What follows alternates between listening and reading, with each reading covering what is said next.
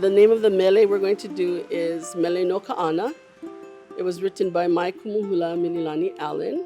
It was written in the early 1980s, inspired by a trip that she took to the island of Molokai, Ka'ana, on Molokai with John Ka'imikawa and a group of people.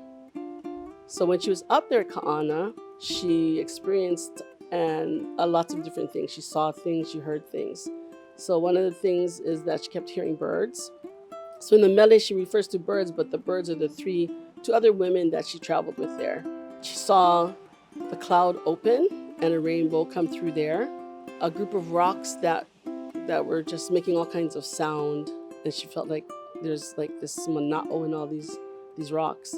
She also experienced visualized to herself that what this place looked like in ancient times, and that it had olapa trees, probably lehua, and the wind that's in that area is called makani kulepoku, and she felt that up there. So what she did afterwards is tell John all these things she experienced, and then she ended up writing this mele to about this event that she got to be part of. We were one of the first Hālau that performs at Prince Laut Hula Festival. In fact, in 1978, I was a dancer back then. We participated every year until she passed away in 1998. And then, even though we weren't invited to perform, it was a Prince Laut Hula Festival. It's in July. We're going to go there and we're going to watch because it's such a beautiful day in Moanala Gardens. On all the different vendors that were there, families could come and relax for the day. And then you get to enjoy watching other Hālau perform and see the different mele they're doing, yeah.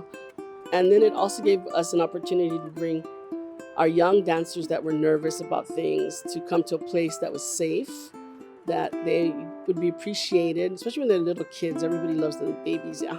They love them.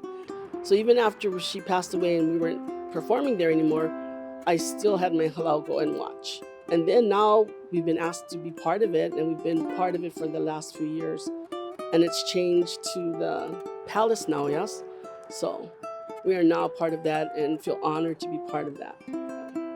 We're very thankful this is happening and that you folks have chosen to do something like that, to bring hula still.